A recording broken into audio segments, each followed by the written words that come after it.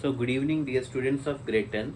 Right now in this session we are going to continue the problems that are based on substitution method. Okay, already మనం previous video class సెషన్లో 3.2 ఎక్సర్సైజ్లో ఒక 2 to 3 important sums అనేది చేయడం జరిగింది. ఒకటి ఎం value find out చేయడం అంటే second some ఒకటి, అండ్ అలాగే నెక్స్ట్ సప్లిమెంటరీ యాంగిల్స్ మీద బేస్ చేసుకుని ఒక సమ్ అనేది చేయడం జరిగిందనమాట. సో దాంతోపాటుగా మనకి ఇప్పుడు పబ్లిక్ పాయింట్ ఆఫ్ వ్యూలో రీసెంట్ బ్లూ ప్రింట్ ప్రకారంగా మనకి వెరీ షార్ట్ ఆన్సర్స్ మోడల్స్లో ఎక్కువగా ఈ టైప్ ఆఫ్ క్వశ్చన్స్ అన్నవి అడగడం జరుగుతుంది. సో అవి కూడా మనకి ఎక్సర్సైజ్ 3.2 సబ్స్టిట్యూషన్ మెథడ్ మీద ఫస్ట్ సమ్ ఒకటి, అలాగే థర్డ్ సమ్లో ఫస్ట్ బిట్ అనమాట. థర్డ్ సమ్లో first bit, second bit already మనం చేస్తామండి. సెకండ్ బిట్ అంటే ఏంటంటే ఈ సప్లిమెంటరీ యాంగిల్స్ మీద ఆల్రెడీ మనం ప్రీవియస్ వీడియో క్లాస్ సెషన్లో కవర్ చేసాం. అంటే థర్డ్ సమ్లో సెకండ్ బిట్ అయిపోయింది. ఇప్పుడు మనం చేయబోయేది థర్డ్ సమ్లో ఫస్ట్ బిట్, అంతకంటే ముందు ఫస్ట్ సమ్ అనమాట. సో 3.2 ఎక్సర్సైజ్లో 1 and 3 సమ్స్ అనేవి ఇప్పుడు డిస్కస్ చేసుకోవడం జరుగుతుంది. సో అయితే ఇప్పుడు ఫస్ట్ మీరు డైరెక్ట్గా మీరు క్వశ్చన్ కనుక చూస్తే సాల్వ్ ద ఫాలోయింగ్, మీరు అబ్జర్వ్ చేయండి క్వశ్చన్స్.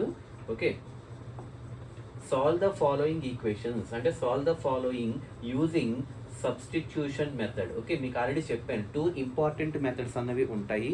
ఒక మెథడ్ పేరు వచ్చేటప్పటికి సబ్స్టిట్యూషన్ మెథడ్ అండ్ ఇంకొక మెథడ్ పేరు వచ్చేటప్పటికి ఎలిమినేషన్ మెథడ్. అది 3.3 ఎక్సర్సైజ్లో ఉంటుందన్నమాట. సో అది పక్కన పెడితే ఇప్పుడు ఫస్ట్ సబ్స్టిట్యూషన్ మెథడ్ ఉపయోగించుకుని ఈ రెండు ఈక్వేషన్స్ని సాల్వ్ చేయమంటాడు. సాల్వ్ అంటే ఏంటి, ఎక్స్ వాల్యూ వై వాల్యూ రప్పించాలన్నమాట బై యూజింగ్ సబ్స్టిట్యూషన్ మెథడ్ అనమాట. సో ఫస్ట్ ఈక్వేషన్ ఏంటి, x plus y equal to 14, equation 1 అనుకోవచ్చా లేదా. అలాగే ఈక్వేషన్ 2 ఏంటి, x minus y equal to 4, అది ఈక్వేషన్ 2 అనమాట. సో ఇప్పుడు సబ్స్టిట్యూషన్ మెథడ్లో మనం ఏం చేయాలి, ఎయిదర్ ఈక్వేషన్ 1 కానీ ఈక్వేషన్ 2 కానీ ఏదో ఒకటి తీసుకోవచ్చు. సో నేను ఏం తీసుకుంటున్నాను, ఫ్రమ్ ఈక్వేషన్ 1 తీసుకుంటున్నాను. ఈక్వేషన్ 1 ఏంటి, x plus y equal to 14, x plus y equal to 14. ఇందులోంచి ఎక్స్ వాల్యూ నేను టార్గెట్ చేస్తున్నాను. అంటే అప్పుడు ఏమవుతుంది, ప్లస్ వై అటువైపు వెళ్తే ఏమవుతుంది, మైనస్ వై అవుతుంది. అంటే 14 మైనస్ వై వచ్చిందా లేదా, అంటే x is equal to 14 minus y అనే వాల్యూ వచ్చింది. దాన్ని తీసుకొచ్చి నేను ఈక్వేషన్ 2లో సబ్స్టిట్యూట్ చేస్తున్నాను అనమాట. ఈక్వేషన్ 1లోంచి తీసుకుని ఈక్వేషన్ 2లో నేను సబ్స్టిట్యూట్ చేయబోతున్నాను. కాబట్టి ఈక్వేషన్ 2లో సబ్స్టిట్యూట్ చేయబోతున్నాను. కాబట్టి ఈక్వేషన్ 2 ఏంటి మనకి, x minus y equal to 4, అవునా కదా, x minus y equal to 4. అయితే ఇప్పుడు ఎక్స్ ప్లేస్లో ఎంత పెట్టుకోవచ్చు, 14 మైనస్ వై పెట్టుకోవచ్చు లేదా. ఇగో ఎక్స్ ప్లేస్లో 14 minus y minus y equal to 4. అంటే ఇప్పుడు మీరు అబ్జర్వ్ చేస్తే 14 మైనస్ వై మైనస్ 2y అయిందా లేదా. అంటే 14 మైనస్ 2y ఈక్వల్ టు 4 అనమాట. మైనస్ 2y అటువైపు వెళ్తే ఏమవుతుంది, ప్లస్ 2y అవుతుంది. అలాగే ప్లస్ 4 ఇటువైపు వస్తే ఏమవుతుంది, మైనస్ 4 అవుతుంది. అంటే 14 మైనస్ 4 ఎంతండి, 10. కాబట్టి 2y ఈక్వల్ టు 10, కాబట్టి y is equal to 5. Okay, so y value వచ్చేసింది, ఎంత వచ్చింది, 5 వచ్చింది. ఈ y వాల్యూ వచ్చినటువంటి 5 ఎయిదర్ 1లో కానీ 2లో కానీ సబ్స్టిట్యూట్ చేస్తే, ఓకే, ఈక్వేషన్ 1 ఏంటి మనకి, సబ్స్టిట్యూటింగ్ 1లో సబ్స్టిట్యూట్ చేస్తున్నాను కాబట్టి x plus y equal to 14, x plus y ప్లస్లో ఎంత వేయాలి, ఇప్పుడే వచ్చింది 5 కాబట్టి 5 ఈక్వల్ టు 14. ప్లస్ 5 అటువైపు వెళ్తే మైనస్ 5 కాబట్టి 14 minus 5 9, X is equal to 9 అనమాట. So X is equal to 9 వచ్చింది, వై ఈక్వల్ టు 5 వచ్చింది. కాబట్టి దీన్ని మనం సబ్స్టిట్యూషన్ మెథడ్ అంటాం. అంటే ఈక్వేషన్ 1 అయినా తీసుకోవచ్చు, ఈక్వేషన్ 2 అయినా తీసుకోవచ్చు. సో ఒక దానిలోంచి తీసుకున్నటువంటి వాల్యూ రెండో దానిలో సబ్స్టిట్యూట్ చేయాలన్నమాట. ఆ ప్లేస్లో చేస్తే దాన్ని మనం సబ్స్టిట్యూషన్ మెథడ్ అంటాం. సో ఇది మనకి clear cut explanation of substitution method.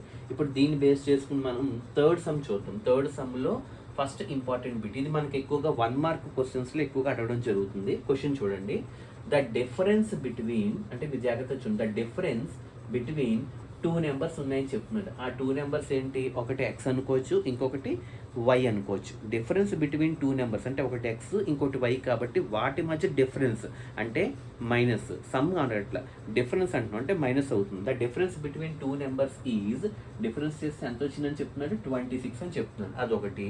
Okay, and 1 number is 3 times the other. 3 times the other అంటే ఏంటి, థ్రైస్ అనమాట, థ్రైస్. ఓకే, ఒక నెంబర్ వచ్చి ఇంకొక నెంబర్కి 3 రెట్లు ఎక్కువ ఉందని చెప్తున్నారు. ఇప్పుడు ఆ రెండింటిని ఉపయోగించుకుని ఈక్వేషన్స్ అనమాట. So let x y be with 2 numbers. ఆ 2 నెంబర్స్ ఏంటంటే మనకి ఎక్స్ వై కింద తీసుకుంటున్నాను.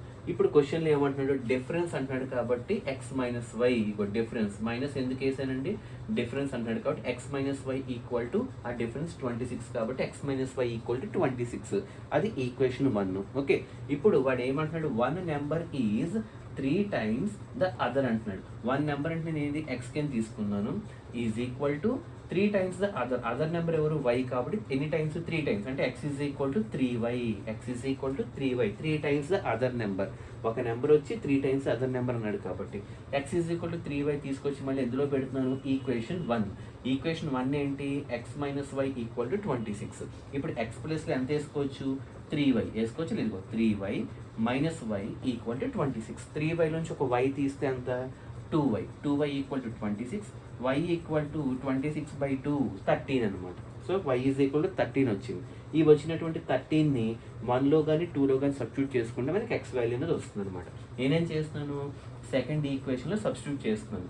సెకండ్ ఈక్వేషన్ ఏంటి, x is equal to 3y, ఇదిగో x is equal to 3y, x is equal to 3 into y plus ఎంత వేసుకోవచ్చు, 13 వేసుకోవచ్చు అవునా. 3 ఇంటూ 13 39. ఇప్పుడు అర్థం లేదా, కాబట్టి ఎక్స్ వాల్యూ వచ్చి 39, వై వాల్యూ వచ్చేటప్పటికి 13. ఇప్పుడు మీకు వచ్చి నువ్వు కరెక్టా కాదా చెక్ చేసుకోవచ్చు. ఏంటి డిఫరెన్స్ బిట్వీన్ 2 నెంబర్స్ ఎంత, 26 రావాలి. అంటే ఎక్స్ ప్లేస్లో 39 పెట్టండి, మైనస్ వై ప్లేస్లో 13 పెట్టండి. 39లోంచి 13 తీస్తే 26 వచ్చిందా లేదా, కాబట్టి మనకు వచ్చినటువంటి వాల్యూస్ కరెక్ట్ వాల్యూస్ అనమాట. సో ఈ రెండు కూడా మనం బాగా ప్రాక్టీస్ చేయాల్సినటువంటివి, మనకి వెరీ షార్ట్ ఆన్సర్ క్వశ్చన్స్లో ఇవ్వడం జరుగుతుంది అనమాట. Okay, so good evening, have a nice day.